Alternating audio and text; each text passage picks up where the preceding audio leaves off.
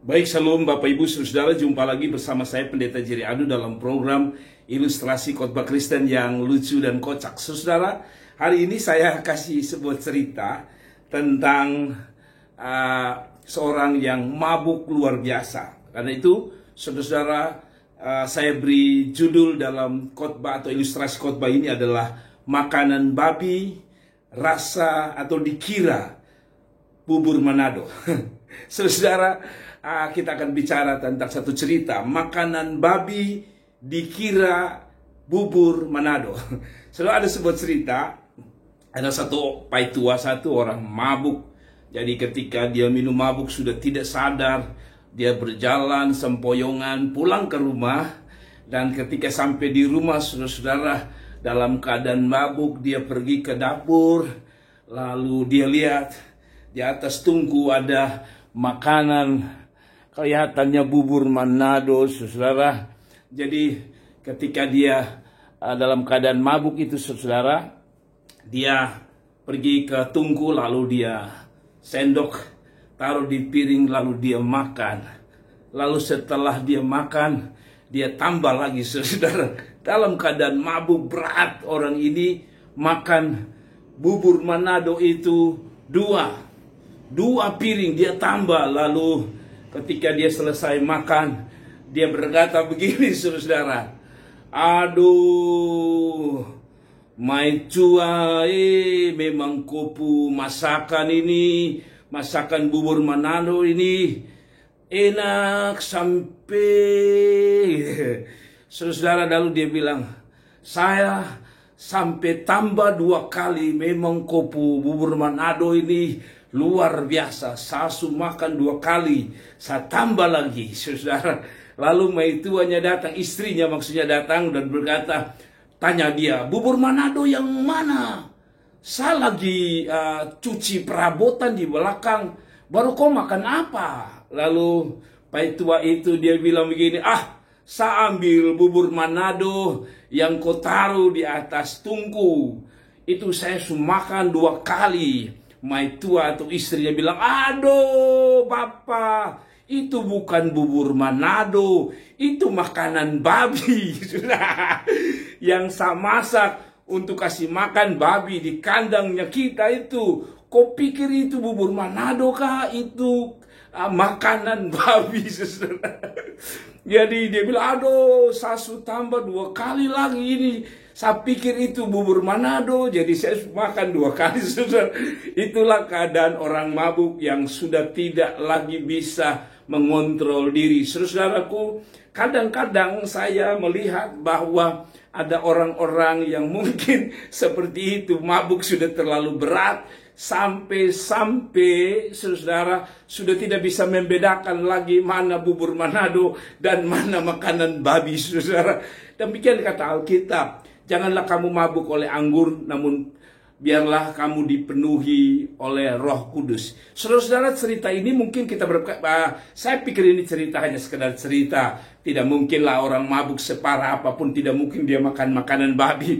Tapi kalau sampai itu terjadi, wow, luar biasa sekali. Tetapi saya teringat dalam catatan Alkitab, bahwa di dalam catatan Alkitab pun ada peristiwa orang mabuk yang tidak sadarkan diri, yang mempermalukan dirinya sendiri. Saudaraku yang diberkati Tuhan, dari cerita tadi, cerita lucu tadi, kita dapat sebuah pelajaran bahwa mabuk itu bukan hanya berdosa, tapi kadang-kadang mabuk yang tak terkontrol benar-benar mempermalukan diri kita sendiri, saudara. Karena itu, saudara, jangan mabuk oleh anggur, tapi biarlah kita makin hari makin dipenuhi dan dipimpin oleh Roh Kudus. Saudara, ada sebuah cerita dalam Kejadian pasal yang ke-9, ayat yang ke-20 sampai ayat yang ke-29.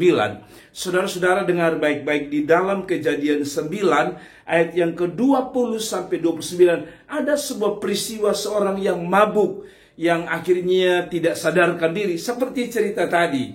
Pulang makanan babi, dia pikir itu bubur Manado, saudaraku. Nah, Nuh, kata Alkitab di dalam Kejadian 9 ayat yang ke-20 sampai 28 saya baca, Nuh menjadi petani. Dialah yang mula-mula membuat kebun anggur. Setelah ia minum anggur, mabuklah ia dan ia telanjang. Perhatikan, setelah Nuh minum anggur, mabuklah ia dan ia telanjang dalam keadaan atau dalam kemahnya. Ayat yang ke-22 berkata, maka Ham, bapa Kanaan, itu melihat aurat ayahnya, lalu diceritakan kepada kedua saudaranya di luar. Sesudah itu Sem dan Yafet mengambil selai kain dan membentangkannya pada bahu mereka berdua, lalu mereka berjalan mundur, mereka menutupi aurat ayahnya sambil berpaling muka, sehingga mereka tidak melihat aurat ayahnya. Setelah Nuh sadar dari mabuknya dan mendengar apa yang dilakukan anak bungsunya kepadanya, berkatalah ia, terkutuklah Kanaan, hendaklah ia menjadi hamba yang paling hina bagi saudara-saudaranya. Lalu katanya, terpujilah Tuhan Allah Sem, tetapi hendaklah Kanaan menjadi hamba baginya. Allah meluaskan kiranya tempat kediaman Yafet, dan hendaklah ia tinggal dalam kemah-kemah Sem, tapi hendaklah Kanaan menjadi hamba baginya. Nuh masih hidup 350 tahun sesudah air bah. Saudaraku yang diberkati Tuhan, dari ayat Alkitab dan dari cerita tadi, ada seorang mabuk yang pikir itu bubur Manado, padahal itu makanan babi, saudara. Dalam ketidaksadaran yang dimana seorang mabuk begitu luar biasa, kadang-kadang bukan hanya tidak sadar, tetapi kadang-kadang mereka juga tidak sadar apa yang mereka perbuat. Seperti cerita tadi, bahwa orang mabuk itu berpikir bahwa itu makanan atau bubur Manado, padahal itu makanan babi. Dalam cerita ini Nuh pun mengalami hal yang sama. Ketika Nuh menjadi petani yang sukses, Nuh, kata Alkitab, dia mabuk dan sampai telanjang. Saudaraku yang diberkati Tuhan, saudara-saudaraku, ada banyak saya kenal dengan orang-orang yang sudah terikat dengan alkohol, atau orang sering sebut dengan alkoholik. Orang-orang yang sudah terikat kuat dengan alkohol atau minuman-minuman keras. Mereka bukan hanya sekedar minum, tapi kadang-kadang saya lihat mereka sampai jatuh-jatuh di jalan, dan itu mempermalukan diri, mempermalukan keluarga. Tapi yang paling penting, kata Alkitab, orang-orang yang tidak mendapatkan bagian dalam kerajaan surga adalah salah satunya adalah ciri khasnya atau orang yang hidup dalam mabuk. Saudara-saudara, mabuk itu bukan hanya dilarang firman Allah. Mabuk itu merusak diri, saudara. Sekali lagi, mabuk itu dilarang Alkitab. Kenapa? Karena mabuk itu bertentangan dengan firman Allah. Saudara dengar baik-baik, mabuk itu pertama bertentangan dengan firman Allah. Yang kedua, mabuk itu merusak diri kita. Saudara, mengapa saya bilang mabuk itu merusak diri? Kita tahu bahwa benda-benda, entah itu benda keras atau benda cair yang masuk sembarang di dalam hidup kita akan merusak fisik kita. Saya tahu bahwa ada begitu banyak orang yang mabuk dan akhirnya liver atau hati mereka rusak, dan akhirnya sebenarnya mungkin umur mereka panjang, tapi karena mereka mabuk akhirnya fisik mereka lemah, fisik mereka sakit-sakitan, dan akhirnya mereka menderita di hari-hari akhir hidup mereka. Saya kenal ada orang yang dari kecil dia mabuk, namun dia baru sadar ketika dia berumur 30-an, waktu dokter mengatakan hati atau livernya rusak, dan karena itu di umur 40 kemungkinan dia meninggal. Dan saya kenal baik bahwa orang ini akhirnya meninggal. Saudara-saudaraku yang diberkati Tuhan, jadi kedua, mengapa Alkitab atau mengapa Tuhan tidak mau kita mabuk? Karena yang kedua, mabuk itu membuat atau kita kehilangan kesehatan atau merusak diri kita, khususnya secara jasmani atau secara fisik. Yang ketiga, kadang-kadang itu mabuk di luar kontrol kita. Sehingga yang ketiga saya sebut sebagai dengan mabuk, saudara kehilangan citra diri. Kalau tadi secara fisik kita sakit-sakitan, maka yang ketiga, banyak kali orang mabuk kehilangan citra diri. Saudara, berapa banyak anak-anak yang malu dan berkata, aduh kalau papa sudah mulai mabuk, ngomong sembarang, bicara sembarang dan sebagainya, bertindak sembarang. Saya ada lihat beberapa orang mabuk sampai tidur di got. Dan ada cerita katanya ada orang pemabuk yang tidur di got dan di selokan yang kotor, dan ketika sudah tidak sadarkan diri orang bangunkan, papa bangun, jangan mabuk, kasihan kamu ada di got atau di selokan. Lalu orang mabuk ini bangun dan dia bilang dia tidak sadar, dan dia berkata, kenapa kalau saya tidur di got kok pugot kah?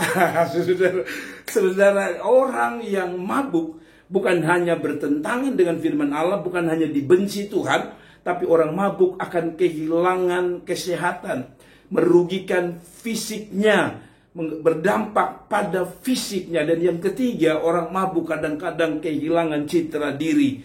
Saudara-saudara, berapa banyak orang mabuk sadar dan akhirnya orang jadi, tadi malam saudara-saudara kamu bikin malu sekali, kamu ngomong sembarang. Tapi terlambat, saudara-saudaraku yang diberkati Tuhan. Demikian, karena itu saudara-saudara jangan mabuk. Kenapa? Karena itu berisiko. Alkitab juga mengatakan bahwa mabuk membuat kita juga berbuat dosa. Saudara-saudara, dengar baik-baik. Kata Alkitab bahwa mabuk itu membangkitkan hawa nafsu.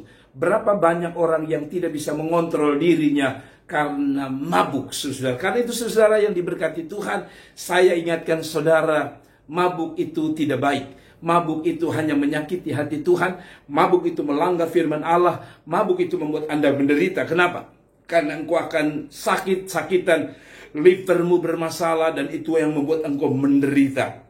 Dan yang terakhir, mabuk membuat engkau bisa kehilangan citra diri. Dengan mabuk engkau di luar kesadaranmu, engkau bertindak benar-benar sudah di luar nalar. Kadang-kadang engkau bertindak bodoh dan memalukan. Dan yang terakhir, ingat, Alkitab mengatakan bahwa orang mabuk tidak pernah mendapatkan tempat dalam kerajaan surga. Karena itu saudara-saudara, seperti cerita ini, saudara-saudara, makanan babi dikira bubur Manado. Kira-kira cerita itu kiranya menyentuh kita, menegur kita. Berhentilah mabuk, saudara. Mabuk tidak ada faedahnya. Marilah cari Tuhan, sungguh-sungguh dengan Tuhan. Dan saya percaya bahwa Tuhan akan memberkati saudara. Tinggalkan dosa itu, buang mabuk, dan biarkan hidupmu makin hari makin menyenangkan Tuhan. Kalau engkau orang muda yang masih mabuk, saudara-saudara berhenti. Apapun alasan, mungkin saudara berkata, saya stres Pak Pendeta, saya tidak bisa menyelesaikan masalah karena itu saya mabuk. Saya mau bilang, mabuk tidak menyelesaikan masalah. Hanya Tuhan yang bisa menyelesaikan persoalanmu. Datang pada Tuhan dan saya percaya Tuhan akan memberkati saudara. Karena itu saudara, saya akan tutup dengan berdoa untuk saudara. Kiranya Tuhan tolong saudara. Bapa di surga, tolong setiap saudara-saudara yang terikat oleh kemabukan, sehingga mereka kadang-kadang di luar kontrol melakukan hal-hal bodoh yang menyakiti Tuhan, menyakiti keluarga, menyakiti istri dan anak-anak, bahkan menyakiti dirinya sendiri. Tuhan ampuni, Tuhan pulihkan, biar dia bertobat dalam nama Yesus. Kami berdoa, haleluya, amin. Karena itu saudara, jangan lupa dukung terus channel ini. Saya Pendeta Jerry Adu dari Kota Kupang. Memohon saudara untuk terus dukung channel ini, sehingga channel ini berkembang dan jadi berkat bagi banyak orang. Nama Tuhan boleh dimuliakan. Salam, Tuhan Yesus memberkati. Sampai jumpa lagi di video-video selanjutnya. Dan yang paling penting saudara, jangan lupa klik tombol like, share, berbagi ke banyak orang. Dan biar renungan-renungan seperti ini memberkati banyak orang. Dan paling penting, bunyikan loncengnya supaya saudara mendapatkan video-video terbaru dari kami atau notifikasi-notifikasi terbaru dari kami.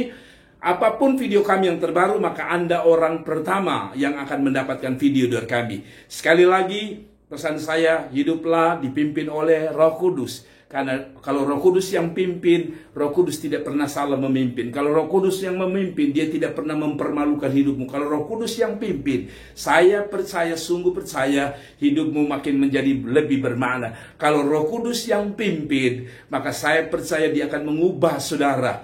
Datang atau dia bisa mengubah saudara untuk menjadi lebih baik dari hari kemarin. Saya tahu hidup kita pernah punya masa lalu. Mungkin saudara dulu pemabuk atau sekarang pemabuk. Saya ingatkan saudara, semua itu tidak ada gunanya kecuali engkau datang pada Tuhan.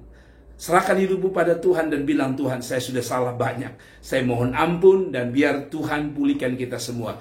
Sekali lagi, mungkin ada istri yang berdoa untuk saudara bertobat. Saudara tidak tahu betapa sakit hatinya istri, anak-anak ketika engkau mabuk, engkau memperlakukan mereka dengan cara-cara yang sadis. Kadang-kadang engkau memperlakukan mereka dengan cara-cara yang tidak manusiawi. Tapi apapun itu, pesan saya sederhana, bertobat sebab kerajaan surga sudah datang.